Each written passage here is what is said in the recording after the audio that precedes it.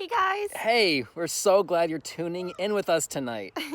We're so excited because we're going to start a new series called Big Picture.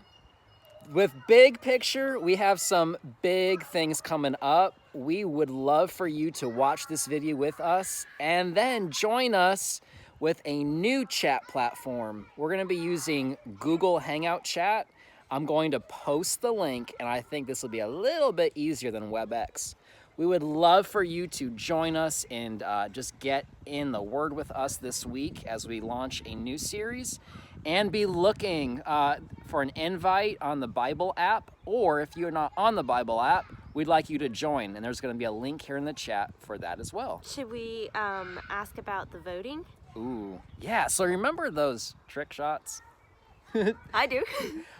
We want you to vote on the best trick shot video. So in the comments is going to be a link. And I'm also going to share it on WhatsApp with your parents, but you guys will get to it faster. And in that link, they can vote. You can. And I already have my favorite. Do you? Well, no, wait a second, guys. Let's watch the trick shot video right now so you can have a favorite too, and then go vote. All right, we will see you after the video. Please join us in Google Hangout Chat. Bye. Bye.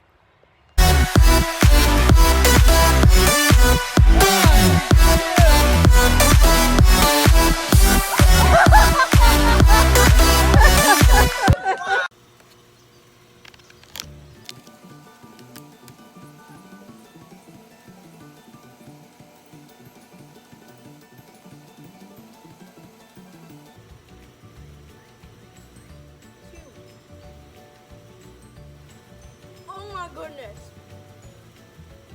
Yeah. Alright, one more shot.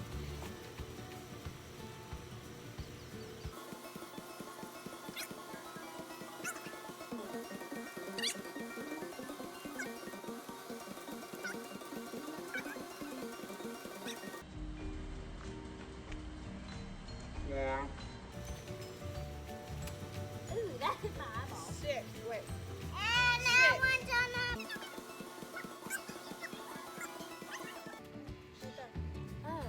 So that would have been. You're gonna have to get all of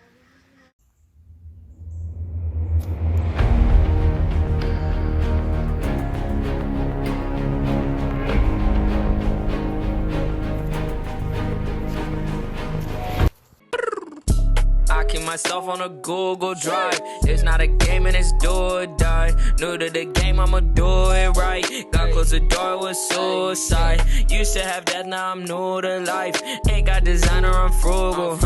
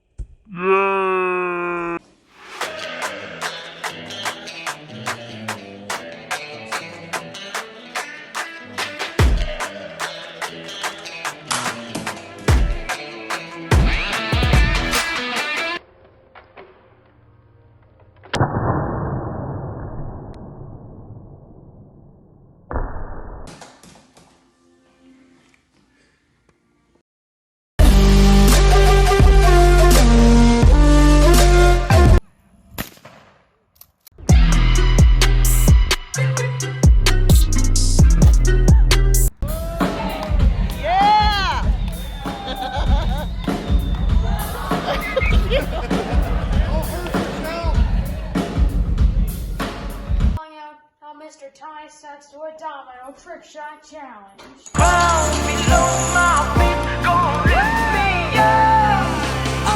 It'll take all we got, we gon' make it. Show the world that I shine in our greatness. Keep it real, never gon' fake this. So we make it, so we make it. Taking off, flying high like a spaceship. Take control, take a shot, what you waiting for? Keep it real, never gon' fake this. So we make it, so we make it. It'll take all we got, we gon' make it.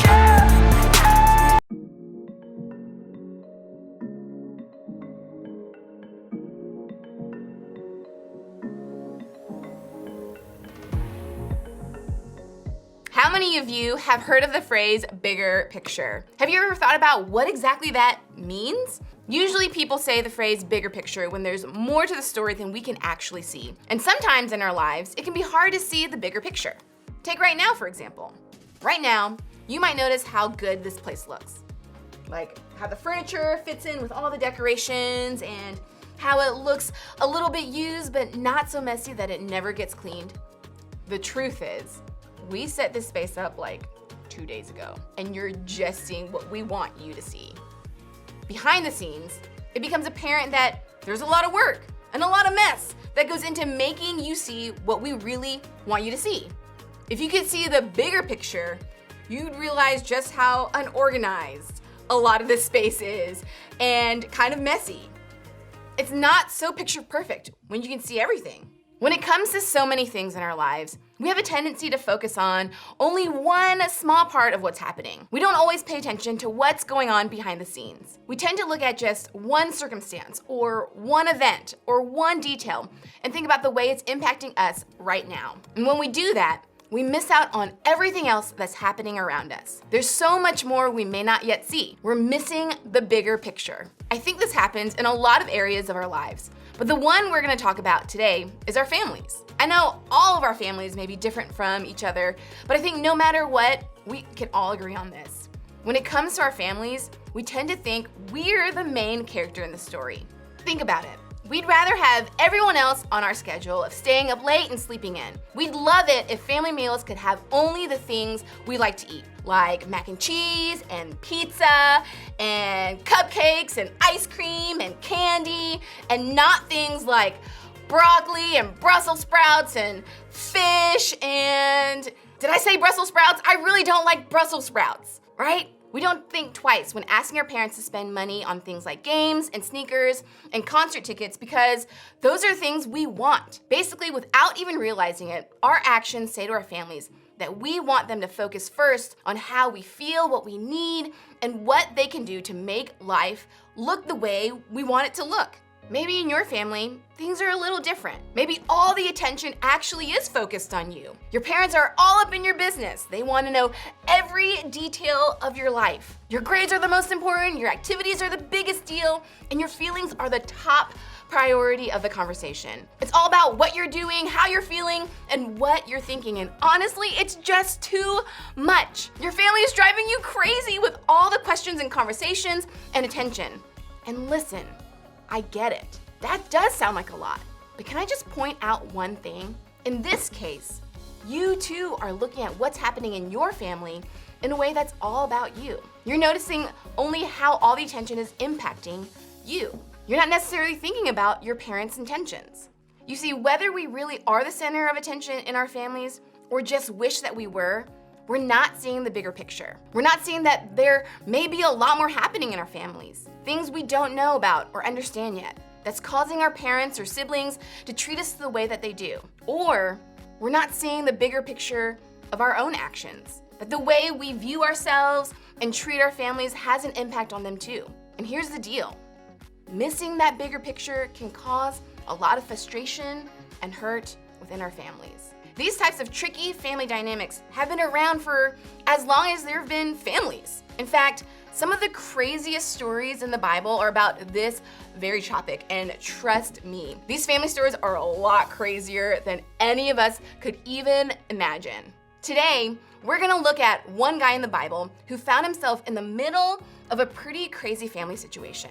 His name was Joseph, and he was actually a really big deal in the Old Testament, which is a collection of books in the Bible written before Jesus came to earth. Joseph was one of the youngest sons of a man named Jacob.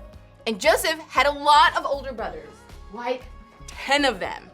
So we're talking a pretty big family here. Now, Joseph's family probably looked quite a bit different than this family we see here, because obviously they were real people and not cartoons, and there were 10 of them.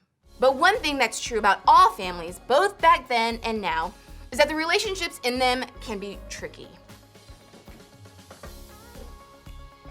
So that being said, let's take a look at what made some of the relationships in Joseph's family so tricky. Jacob loved Joseph more than any of his other children because Joseph had been born to him in his old age. So one day, Jacob had a special gift made for Joseph, a beautiful robe. But his brothers hated Joseph because their father loved him more than the rest of them. They couldn't say a kind word to him. So basically, Jacob loved Joseph more than all of his other children, and he did nothing to hide it. Jacob could have just said, "Hey, other sons, Joseph, Lucky Charms with marshmallows," or just the marshmallow part, really. And you guys are Brussels sprouts. I don't know about you, but if I were one of Joseph's brothers, I'd be super jealous. It's like Jacob gave Joseph the nicest, most expensive headphones that money could buy, and the brothers, nothing. Can you see how this might create some tension in their family? Well, what happened next only made matters worse. Take a look. One night, Joseph had a dream, and when he told his brothers about it, they hated him more than ever. "Listen to this dream," he said. "We were out in the field tying up bundles of grain. Suddenly, my bundle stood up, and your bundles all gathered around and bowed low before mine." If this dream sounds a little weird to you, it's because it is. It was a symbol implying that one day, Joseph's brothers would bow down to him. If one of your siblings came to you with a crazy dream, you'd probably just roll your eyes and move on. It's just a dream. But in this culture, dreams were a much bigger deal. They were actually believed to be predictions of the future.